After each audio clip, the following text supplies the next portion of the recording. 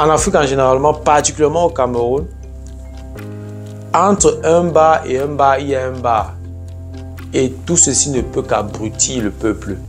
Ce n'est que input, output. Si dans un quartier, il y a 20 maisons, sur les 20 maisons, il y a 15 bars. Mais vous vous attendez à quoi? Vous pensez qu'est-ce qui va sortir de ce quartier? On dresse son lit comme on se couche. Tu ne peux pas avoir les bars partout et tu t'étonnes que les enfants sont toujours sourds. Quel est le cerveau qui peut travailler s'il est constamment sourd? Ça n'a aucun sens. Donc, le temps que nous passons sur les réseaux sociaux, le temps que nous perdons pour se distraire, on peut profiter, prendre ce temps pour se cultiver, se former, voilà, apprendre un métier, même que ce soit, ça peut être à distance, ça peut être online, travailler, entreprendre, bref, faire quelque chose de rentable, de productif pour toi et pour les autres. L'Afrique ne se bâtira pas au bar, ni au snack, ni sur les réseaux sociaux. L'Afrique se bâtira sur les tables de réflexion avec des personnes qui ne sont pas sourds, avec des personnes assidues, avec des personnes honnêtes. Un peuple distrait ne peut pas bâtir un continent. Ça doit être clair. Je suis désolé. Un peuple qui est distrait ne peut pas se bâtir. C'est comme ça.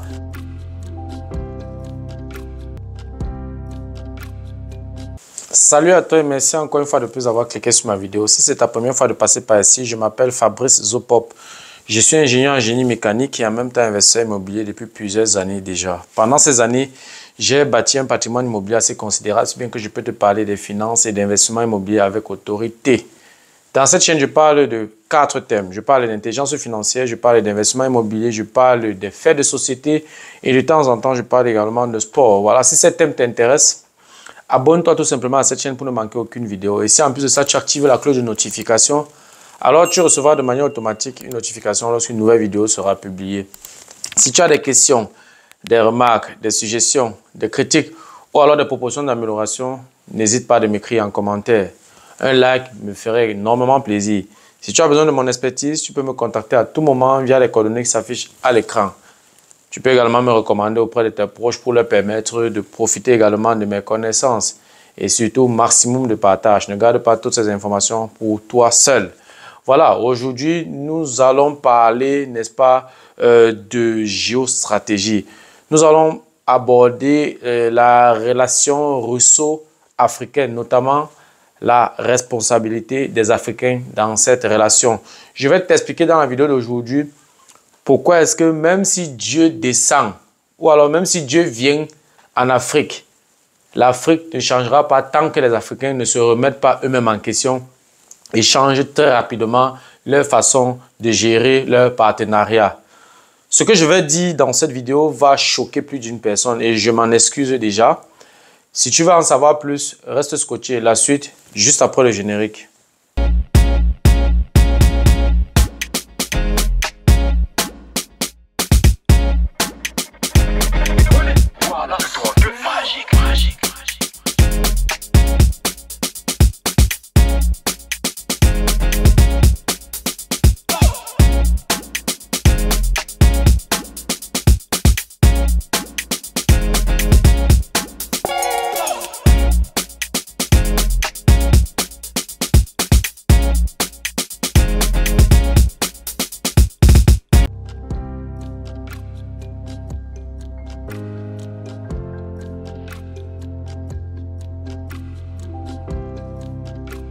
Dixième élément, le japap, le congossa et le bavardage inutile.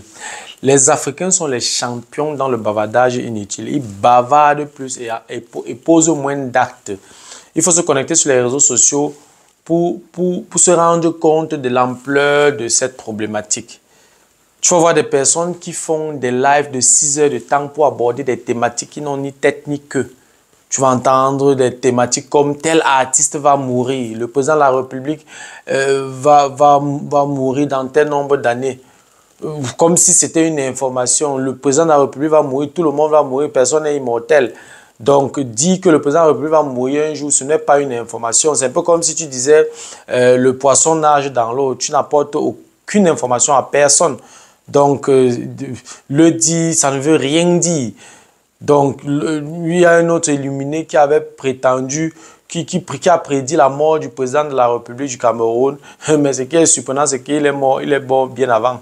Donc, tu vas voir, c'est tout le monde qui est voyant dans les réseaux sociaux. Et ce qui est curieux, c'est que ces voyants-là ne voient que la vie des autres, ne voient rien sur leur vie. Les problèmes qui vont les arriver, les situations qu'ils vivent, eux, ils ne voient pas. Mais si c'est pour voir dans la vie des autres, ils sont très forts. Nous sommes toujours en train de foutre nos doigts dans la vie de nos compatriotes, toujours en train de fouiller la vie des autres, nous occuper de la vie des autres. Pourtant, notre vie nous dépasse. Pendant que les autres nations avancent, les autres nations progressent, nos spécialités, c'est le bavardage, le Congossa, le Japap, le bavardage inutile. Oui, et ce qui nous prend énormément de temps. Quand quelqu'un fait 6 heures de temps pour faire un live où il ne parle que des bêtises, des trucs qui n'ont aucun sens. Tel couple s'est marié, le divorce, tel star va divorcer, tel star a vu son mari en train de sortir avec une autre femme. Voilà les préoccupations des Africains. Pendant ce temps, les autres nations évoluent. Et je dirais tout simplement que tous ces fléaux-là, le Japap, le Congo, ça, tout ce bavardage-là contribue aussi à l'abrutissement du peuple africain. Ça contribue à l'abrutissement de la jeunesse. Mais prenons tout ce temps, parlons des vrais problèmes qui minent nos sociétés. Asseyons-nous autour des tables, discutons et réfléchissons comment est-ce qu'on va trouver des solutions face aux problèmes qui minent nos sociétés. Je ne pense pas que le Japap, le Congo, ça, le bavardage inutile va apporter un plus pour le développement du continent. Je ne pense pas. Quel est l'héritage qu'on veut transmettre à nos enfants? Ce n'est pas le Japap et le Congo, ça qu'on veut transmettre à nos enfants. Voilà, il ne faudrait pas que nos enfants, dans 10, 15, 20 ans, se posent la question que mais qu'est-ce que nous on a foutu tout ce temps? Quand on va voir dans 30 ans, quand nos enfants vont voir nos vidéos, comment on parlait des bêtises dans les couples des gens, ces enfants vont se demander que mais ces gens-là, ils marchaient avec la tête ou avec les pieds. Donc, il faut se projeter un peu et voir un peu l'héritage qu'on veut transmettre à nos enfants. C'est très important. Qu'est-ce que Poutine pourra donc faire pour nous aider dans ce sens? Rien du tout. Poutine ne pourra pas nous sauver du Japap, du Congo, du bavardage inutile. Ça, c'est notre responsabilité. C'est à nous de nous poser des vraies questions et de mettre un terme à cette façon d'agir, à ce genre de comportement. Poutine ne fera rien. Ni la France, ni la Russie, ni l'Inde, ni le Brésil, ni les États-Unis ne pourront nous aider à combattre ce fléau. C'est à nous d'arrêter le taureau par les cornes. 11e élément, la distraction. Nous sommes un peu plus distraits. Si ce n'est pas dans les réseaux sociaux, c'est dans l'alcool en train de coller les petites. Les bars et les snacks sont pleins à craquer de lundi à dimanche. Je me demande même quand est-ce que les Africains travaillent. Parce que si les bars sont pleins de lundi à dimanche, qui occupent ces bars, ce sont les Africains, ce sont des citoyens. Je crois quand même qu'après une longue journée de travail, un individu normal a besoin de repos pour la prochaine journée. Tu fais donc comment pour passer la nuit dans un snack, pourtant le lendemain tu dois travailler? Tu fais ça comment? Et après on va s'étonner du résultat. Le résultat ne peut qu'être mauvais. Puisque tu n'es pas suffisamment reposé, comment est-ce que tu vas travailler sereinement demain lorsque tu as passé la nuit au snack? Ça n'a aucun sens. Et je dois avouer aussi que les gouvernements ne font pas beaucoup pour régulariser la situation. Les gouvernements ne font pas grand chose vraiment pour combattre ce fléau. En Afrique en généralement, particulièrement au Cameroun, entre un bar et un bar, il y a un bar. Et tout ceci ne peut qu'abrutir le peuple. Ce n'est que input, output. Si dans un quartier, il y a 20 maisons, sur les 20 maisons, il y a 15 bars. Mais vous vous attendez à quoi? Vous pensez qu'est-ce qui va sortir de ce quartier? On dresse son lit comme on se couche. Tu ne peux pas avoir les bars partout et tu t'étonnes que les enfants sont toujours sourds. Quel est le cerveau qui peut travailler s'il est constamment sourd? Ça n'a aucun sens. Donc, le temps que nous passons sur les réseaux sociaux, le temps que nous perdons pour se distraire, on peut profiter, prendre ce temps pour se cultiver, se former, voilà, apprendre un métier. Même que ce soit, ça peut être à distance, ça peut être online. travailler, entreprendre, bref, faire quelque chose de rentable, de productif pour toi et pour les autres. L'Afrique ne se bâtira pas au bar, ni au snack, ni sur les réseaux sociaux. L'Afrique se bâtira sur des tables de réflexion avec des personnes qui ne sont pas sourds, avec des personnes assidues, avec des personnes honnêtes. Un peuple distrait ne peut pas bâtir un continent. Ça doit être clair. Je suis désolé. Un peuple qui est distrait ne peut pas se bâtir. C'est comme ça. Et contre la distraction, Poutine ne pourra rien faire. Il peut même apporter Satan 2 pour combattre notre distraction. Ça ne pourra rien faire. C'est à nous, les Africains, de tout faire, de trouver des voies et moyens, chacun en sa façon, chacun en sa manière pour pouvoir combattre ce fléau. Essayez de, je vais dire quoi, essayez de sensibiliser les plus jeunes. Parce que si tu es distrait, tu n'auras pas le temps pour te concentrer, tu n'auras pas le temps pour te cultiver, tu n'auras pas le temps pour te former. Et ce n'est que par la formation, par la culture, par l'apprentissage des métiers, par le travail, par l'entrepreneuriat qu'on peut bâtir un continent prospère. Donc, ni la France, ni la Russie, ni le Brésil, ni l'Inde, ni la Chine, ni les États-Unis ne pourront nous aider à combattre la distraction. Je suis désolé. 12e élément, le manque de solidarité. Nous ne sommes pas solidaires. Les Africains ne sont pas solidaires, que ce soit en Afrique ou partout dans le monde. Nous n'avons pas la culture d'enrichir notre semblable. Nous n'avons pas la culture d'enrichir un membre de notre communauté. Quand un Africain commence à prospérer quelque part, ce sont ses compatriotes, ce sont les membres de sa communauté, au lieu de le soutenir, qui vont lui mettre les bâtons dans les roues, qui vont l'empêcher d'évoluer, qui vont toujours chercher à lui faire des coups bas pour le descendre. Ça, c'est la spécialité des Africains. Beaucoup d'Africains se réjouissent même parfois de voir son semblable, de voir les autres Africains échouer, de voir les autres Africains tomber. Et on attend sa mort. On attend sa mort pour lui rendre hommage. Nous, les Africains, nous sommes très forts. De ton vivant, on ne fait rien pour toi. Et c'est quand tu es décédé qu'on montre à quel point on t'aimait, à quel point tu avais de la valeur. Voilà. Un exemple concret, le décès du célèbre humoriste Gabriel Nandjip. C'est tout le monde qui le traitait de porc, de gros sale, de gros porc, de gourmand, de lait et j'en passe. Mais après son décès, c'est tout le monde, tous les Africains qui voulaient lui rendre hommage. C'est tout le monde qui était proche de lui. C'est tout le monde qui aimait tellement ce qu'il faisait. Pourtant, quand il était vivant, personne ne pouvait le dire. Voilà notre spécialité, voilà ce que nous aimons faire. Rendons hommage aux gens vivants. Soutenons-les quand ils ont vraiment besoin d'aide. Quelqu'un à l'hôpital, si tu peux le soutenir, soutiens-le. N'attends pas qu'il décède avant de venir acheter le cercueil ou acheter ses vêtements. Ça n'a aucun sens. Ça ne sert plus à rien. Donc, soutenons les gens quand ils sont encore vivants. Rendons-leur hommage quand ils sont vivants. Je vais m'adresser aux Africains. Si par exemple, tu es dans une ville où tu vis quelque part où il y a une boutique africaine, un afro-shop, parce qu'il y a les afro-shops, par exemple, en Occident, ici, il y a les afro-shops africains et les afro-shops asiatiques. Donc, si tu veux faire les courses dans un afro-shop et que tu as le choix entre un magasin africain ou alors un afro-shop africain et un afro-shop d'une autre communauté, n'hésite pas, va soutenir le membre de la communauté, va acheter chez le membre de la communauté. Mais ce que je dois également mentionner, c'est que Africains, vous qui avez les magasins, vous qui avez les afro-shops, essayez d'implémenter les prix, les prix selon la concurrence.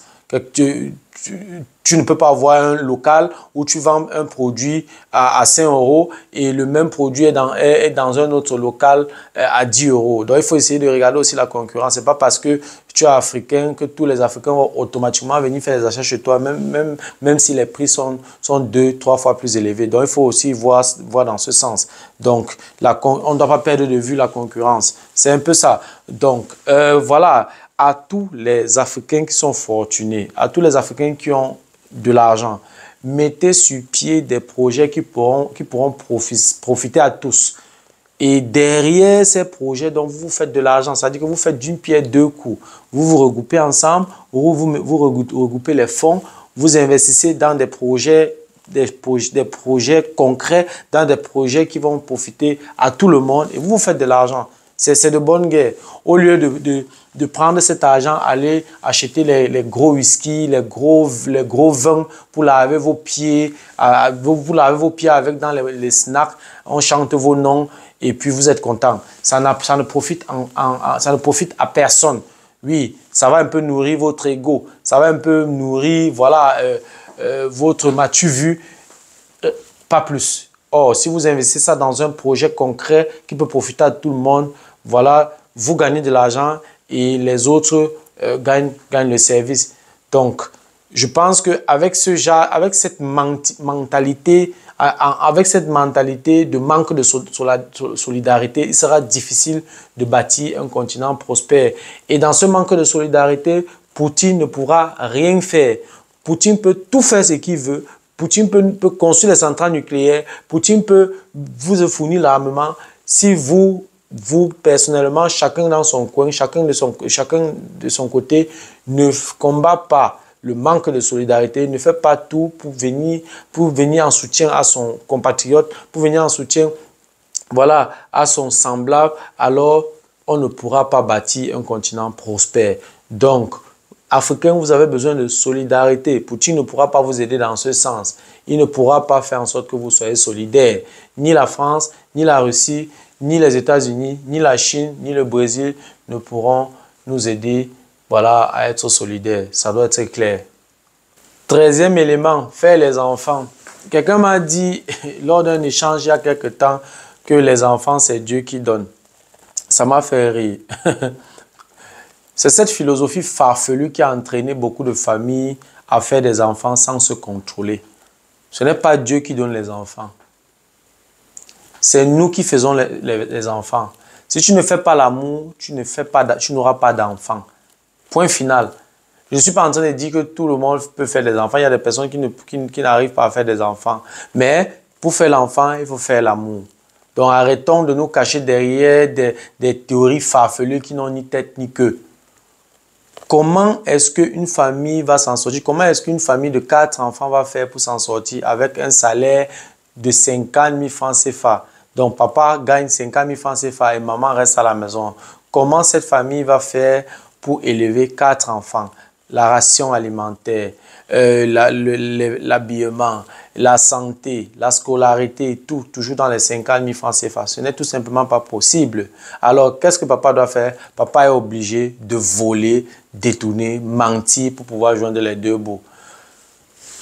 Sur ces 4 enfants, s'il gagne donc 50 000 francs CFA de revenus mensuels, c'est clair que cette famille ne pourra pas suivre les 4 enfants. Cette famille va certainement se concentrer rien que sur un enfant, suivre un seul enfant. Que deviennent donc les 3 autres? Ils deviennent inutiles pour la société, ils deviennent des délinquants, d'autres deviennent les femmes deviennent des prostituées et on s'étonne que la criminalité augmente dans nos sociétés africaines. Tout simplement parce qu'il y a beaucoup d'enfants qui n'ont pas de suivi, et les parents n'ont pas les moyens pour les suivre, alors la conséquence est logique. Nous avons refusé d'implémenter le planning familial dans nos sociétés.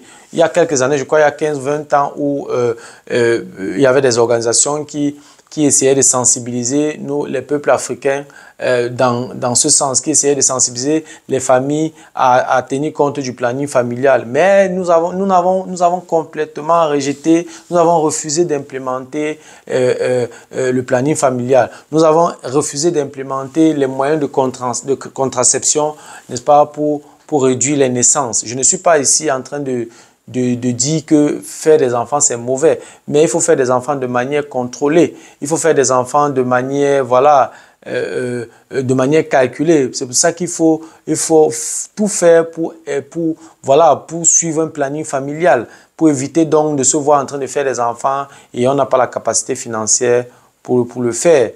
Qu'est-ce que Poutine peut faire contre ça? Rien du tout. Poutine ne peut pas nous empêcher de faire des enfants. il peut même venir menacer les Africains avec l'arme, le Satan 2, ça n'empêchera pas les Africains de se cacher dans les coins et continuer à faire des enfants. Ça, c'est un travail que nous devons faire nous-mêmes. J'interpelle les Africains, chers Africains, avant de faire un enfant, faites des calculs, faites un planning familial. Est-ce que vous avez les moyens pour éduquer cet enfant? Ne faites pas les enfants pour que les autres les éduquent, les autres les suivent. Non, ça ne se passe pas comme ça. Ça appauvrit le continent. C'est vrai, on va me dire que oui, la démographie est importante pour le développement. Je suis d'accord. Mais il faudrait que ces enfants-là aient les moyens d'apprendre un métier pour que ce soit que ce soit une société utile, que ce soit des enfants utiles dont la société aura besoin demain. Donc, voilà, faisons les efforts de contrôler nos accouchements. Poutine ne peut pas nous aider dans ce sens. Ça c'est notre taf.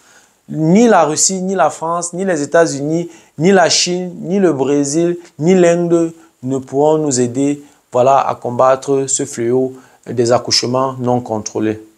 En conclusion, donc, Poutine est une option et les dirigeants africains doivent rester vigilants. Car entre États, il n'y a pas d'amis. Ce n'est que les intérêts qui comptent. Ça doit être clair. Si dans une négociation, dans un partenariat, tu vois ce que tu gagnes, mais tu ne vois pas ce que ton partenaire gagne, alors tu as fait un faux deal. Je recommence. Si dans une négociation, dans un partenariat, tu vois ce que tu gagnes, et tu ne vois pas ce que ton partenaire est en train de gagner, alors tu as fait un faux deal. Les intérêts de chaque partie doivent être transparents, visibles. Poutine est peut-être une option pour les sociétés africaines qui veulent s'émanciper, mais ce n'est pas un enfant de cœur. Il faut faire extrêmement attention, il faut rester vigilant. Et c'est de bonne guerre. Il roule pour le peuple russe et rien que pour le peuple russe. Les dirigeants africains doivent également rouler pour le peuple africain et rien que pour le peuple africain. C'est de bonne guerre. Donc, chers Africains, calmez vos enthousiasmes avec la relation russo-africaine, mais diversifiez vos partenariats. Quand un dicton dit, lorsque le serpent te mord, si tu vois le mille-pattes, il faut fuir. Donc, le partenaire traditionnel des dernières décennies n'a pas été correct. Alors, pour éviter de retomber dans les mêmes erreurs, diversifions nos partenariats. Chers dirigeants, chers Africains, diversifiez vos partenariats. Ne vous endormez pas sur le partenariat avec la Fédération russe. Je suis d'accord avec la Fédération russe, je suis d'accord avec le partenariat avec la Fédération russe, mais ce sera encore mieux, ce sera plus sage, n'est-ce pas, de diversifier les partenariats. Aucun pays, je dois encore me répéter, je dois mentionner ceci, aucun pays ne viendra construire notre continent à notre place. Ayons même n'importe quel partenariat, même le partenariat avec Dieu directement. C'est nous qui allons bâtir notre continent. Personne ne le fera à notre place. Donc, voilà, Poutine peut nous soutenir, la France peut nous soutenir, la Chine peut nous soutenir, n'importe qui peut nous soutenir, mais aucun pays ne viendra bâtir notre pays, notre continent à notre place.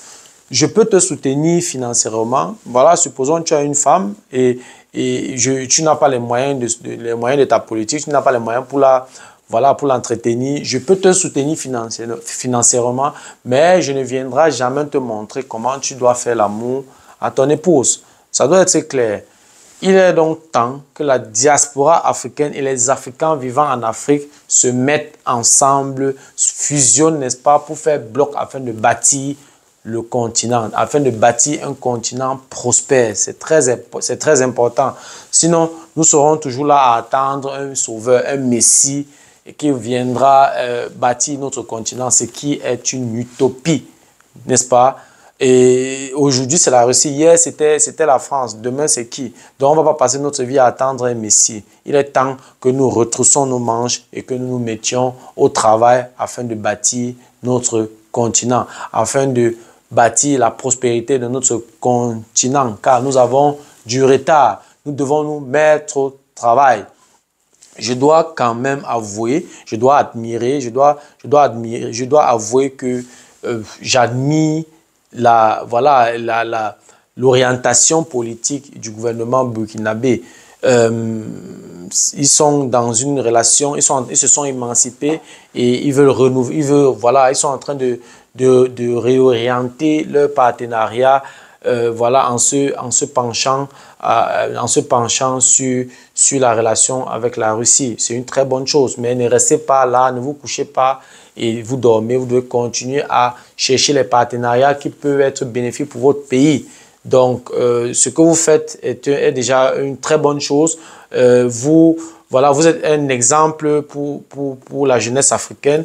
Vous permettez aux autres pays de s'émanciper, ce qui est une très bonne chose parce que si on aspire au développement, il est temps qu'on revoie nos partenaires traditionnels, nos anciens partenaires. Encore bravo au gouvernement burkinabé. Bravo au gouvernement malien qui s'émancipe aussi. Bravo au gouvernement nigérien. Voilà, la finalité, c'est que vos peuples, n'est-ce pas, voilà, essayent de sortir de l'auberge, que vos peuples profitent également de ces partenariats. Donc, roulez pour vos peuples, chers dirigeants, roulez pour vos peuples, n'est-ce pas, pour permettre, voilà, à l'émancipation, voilà, ou alors à l'épanouissement de ceux-ci. Donc, c'est un peu ça. Voilà, je vais donc m'arrêter à ce niveau. C'était tout pour la vidéo d'aujourd'hui. J'espère que la vidéo a été à la hauteur de tes attentes. J'espère que tu as pu profiter de mes connaissances. J'espère que la vidéo t'a plu. Si tu souhaites, n'est-ce pas, regarder régulièrement ce genre de vidéos, abonne-toi tout simplement à cette chaîne pour ne manquer aucune vidéo. Et si en plus de ça, tu actives la cloche de notification, alors tu recevras de manière automatique une notification lorsqu'une nouvelle vidéo sera publiée. Si tu as des questions, des remarques, des suggestions, des critiques ou des propositions d'amélioration, alors n'hésite pas de m'écrire en commentaire. Un like me ferait énormément plaisir. Si tu as besoin de mon expertise, tu peux me contacter à tout moment via les coordonnées qui s'affichent à l'écran. Tu peux également me recommander auprès de tes proches pour leur permettre, n'est-ce pas, de profiter également de mes connaissances. Et quand je parle de connaissances ici, je parle d'investissement immobilier, je parle d'intelligence financière, je parle ici, n'est-ce pas, de la fiscalité immobilière. Si tu veux investir dans l'immobilier en Allemagne, que tu vives en Allemagne ou que tu vives à l'extérieur et tu veux investir en Allemagne, alors tu peux me contacter à tout moment via les coordonnées affichées à l'écran.